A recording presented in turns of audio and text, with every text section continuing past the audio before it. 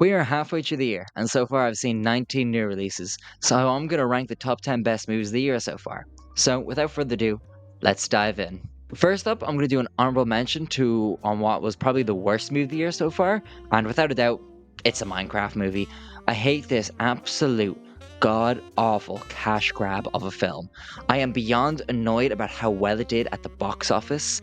I'm not surprised. People seem to either love this due to the funny online memes, Chicken jockey! or they hated it because of the worthless trash it truly is. Look, I'm not trying to hate on what you enjoy. I get it, but the fact that this movie almost made $1 billion is appalling. This inherently means that we will just get a sequel, and that honestly is the second biggest reason why I hate this utter trash and filth. The first biggest reason goes directly towards the scriptwriters. Whoever on that team released that they wrote out that full feature-length kids movie without a message and then proceeded to add in that line, I hope they lose their job. I do love mixing in videos into my videos, but I'm not going to get a copyright claim over the Minecraft movie of all things. So the line is, it's harder to create than to destroy. That's why cowards tend to choose the deuce. Yeah, well, I would have preferred if they destroyed this and created a good movie instead, so half a star out of 5. So that would easily be the worst movie of the year. Now on to the actual top 10 movies this year so far. Honestly, I'm pretty disappointed about them. The release calendar has been super weak with lots of flops or stuff that just did so miserably in the box office, I actually just didn't even get a chance to see them.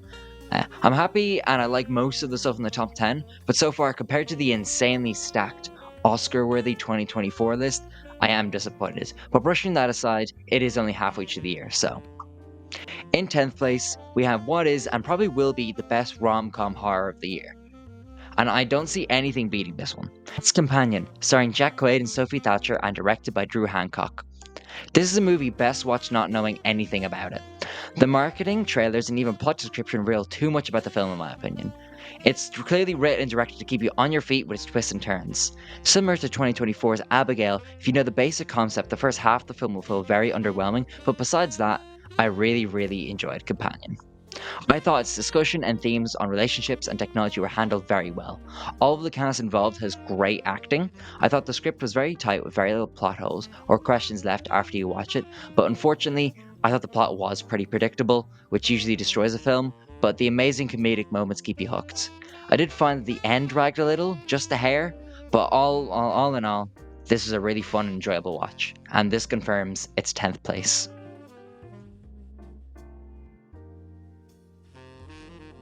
Next up in 9th, where I have mixed opinions on its messaging, its script, acting, sets, sound design absolutely make this a worthy contender for the best of the year.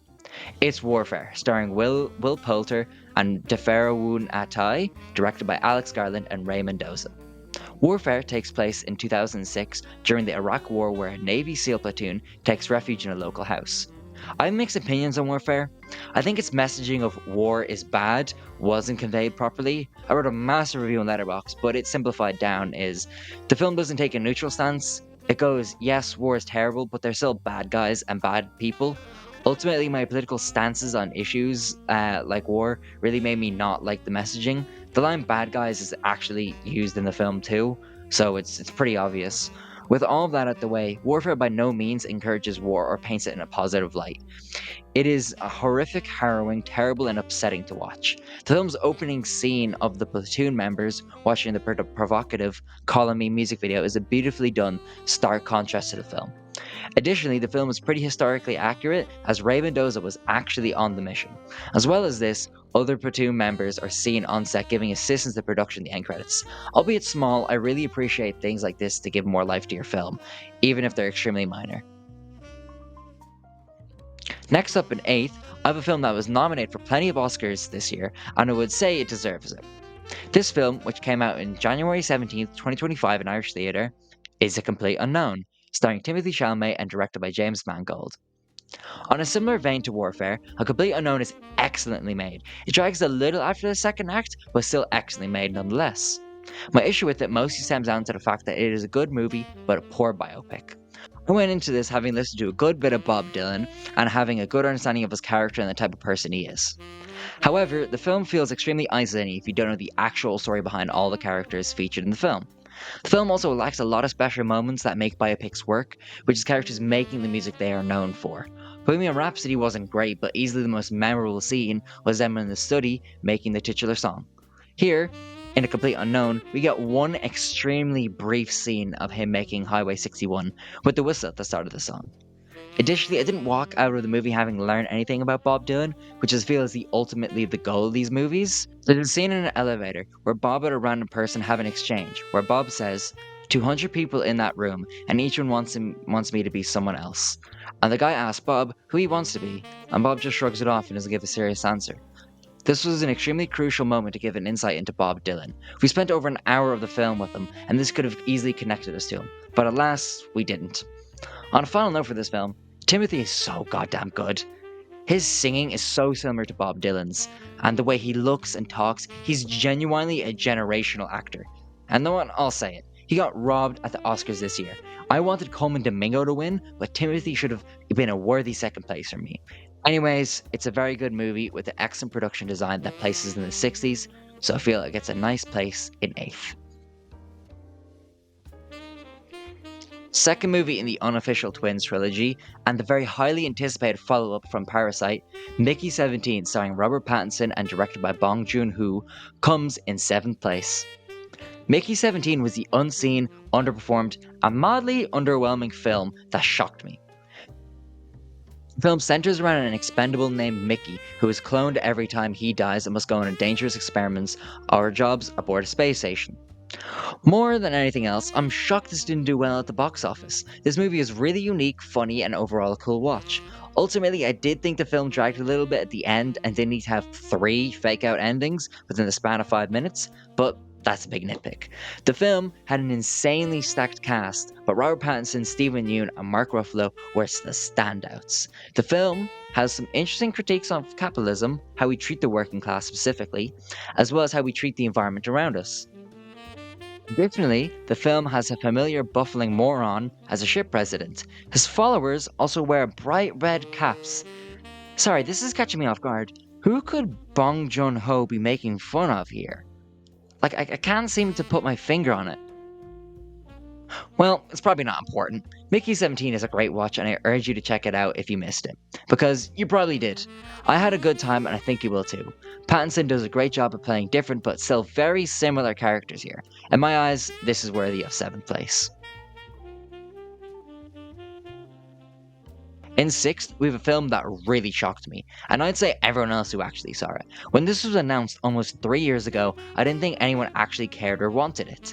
But my god, this was really, really good. It's Marvel Studios' Thunderbolts. I'm not calling it the new Avengers, I don't care. This movie is directed by Jake Schreier and stars Florence Pugh.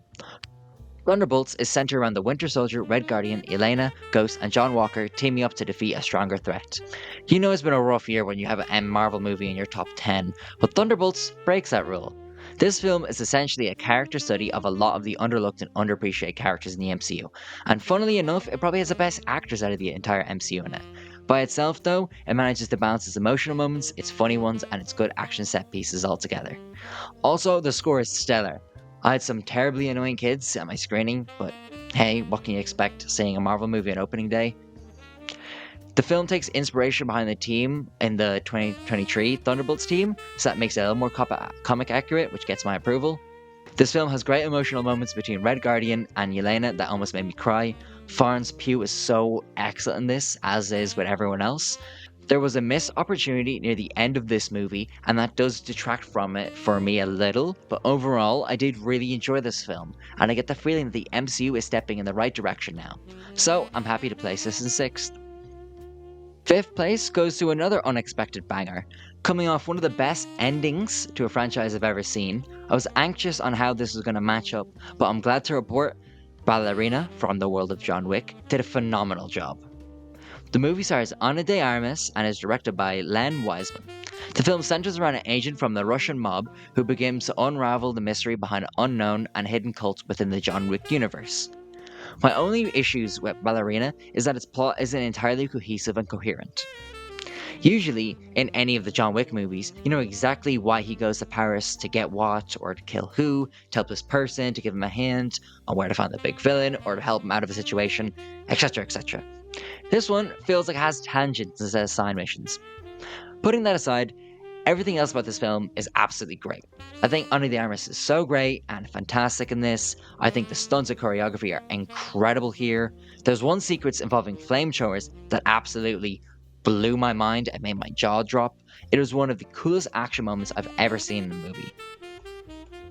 As always, I think the world building and set pieces are great here, like all of the John Wick movies. I thought the costumes were great too. They really stick out when remembering details about the film. The music is great. Yeah, this movie is a real deal. I really recommend it and absolutely worthy of fifth place, and I don't see it moving out of the top 10 anytime soon. Before we get into our fourth place, I'd kindly ask you to like and subscribe if you made it this far. My stats say only 17% of you are subscribed, and we are on the road to 100 subscribers. These videos take a lot of work to make, so any kind of support is extremely appreciative. Thank you so much, and let's get back into it. What I placed in fourth might really upset people. The final film in the unofficial People Playing Twins trilogy this year. It's Ryan Coogler's Sinners. Sinners, starring Michael B. Jordan, directed by Ryan Coogler, centers around two twins, Smoke and Stack, both played by Michael B. Jordan, going up against vampires in a film about music, family, and identity. I found Sinners to be utterly fantastic with its visuals, its acting, its sets, its music, its special effects, its dialogue, its costumes, and its score. This film has an insanely talented cast and crew centered around it. My only issue with it is that its messaging felt messy. It doubles back and forth on its messaging of the identity and the power of music that ultimately took me out of the film. But that aside, there are some marvelous scenes in this film. Found almost every scene gorgeous to look at, but in particular the dance scene and the beginning of the bar fight are both absolute standouts. All in all, Ryan Coogler's Sinners was amazing, and I might have not loved it as much as everyone else, but it certainly was a great watch and I will never forget about it when this year is over. Third place goes to what is undoubtedly the creepiest film of the year. This hidden gem just freaks me out. It crawled under my skin and stayed there until the film credits rolled. It's Free Walka, an Irish language horror movie. This film is directed by Aisling Clarke and stars Claire Monaghy. Shu, an elderly nurse, is sent to look after Peg, an elderly woman in a quiet rural Irish town, where things are not what they seem. This movie got a very silent release and didn't do insanely well in theaters, which partially was due to it releasing on Shudder before it came out in theaters. But that being said, this was so good. Folk horror is a very underappreciated, and this film gives the genre its flowers. I found the visuals and the music to be so creepy and ominous, as well as some of the acting. It was gripping when it needed to be, but also knew when to lay it off when two characters interacted. This really helped build his characters and really make you care for them. I thought the ending did feel a bit rushed, and it could have used maybe another 5 or so minutes, but it's a minor nitpick. This great horror hidden gem absolutely deserves its place in third best in the year so far. In a second, if you see my Shudder Selections video, you'll have a good idea of what managed to make it this far. This bleak, horrible, upsetting masterpiece of a Spanish horror movie managed to make me laugh and watch in horror at the same time over its long, treacherous 91 minutes. It's The Coffee Table. The film is directed by Kea Casas and stars David Parija. This nightmare features an already bumpy couple with their newborn baby boy buying a coffee table. When left alone in the apartment, an accident occurs and the husband deals with it over the course of the film. Nothing could have prepared me for this movie. I heard it was underrated, saw it was in Shudder, and I watched it and I was absolutely horrified. It wants you to feel disgusted and devastated, and boy, it does a great job at it. I hate it and I love it, so I'm putting it in second place. Finally, what is the best movie of the year so far? If you've been keeping up with the content since the start, you'll have a good idea. This movie is bloody, it's funny, it's intense, but most importantly, it's a good, no, great time. Final Destination Bloodlines is my favorite movie of the year so far. Where do I begin? Before I profess my love for this movie, I'll start with the small negatives. I think the use of CGI blood in a handful of savage kills detracted from my enjoyment a bit. I found some of the acting to be a little bit poor, but it was mostly fine. That's it. Those are my only complaints.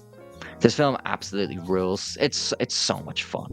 Every kill is an absolute nightmare to watch. It's so stress and anxiety inducing. I found the plot to be good and I was invested. I thought the entire film had a good twist in the usual formula of the movies. So out of everything I've seen this year, yeah, it's my favorite. So it takes a rightful place at first. Thank you so much for watching. I put a lot of effort into writing, recording, and editing this video together, so as always, support is appreciated. I'm thinking of doing a video on a small theater group I like for the next Tuesday, so let me know what you think. Did you guys agree with my top 10? Do you think I'm missing something or should check something out? Let me know. Always love you guys so much. Thank you for letting me be your movie guide, and I'll see you in the next one.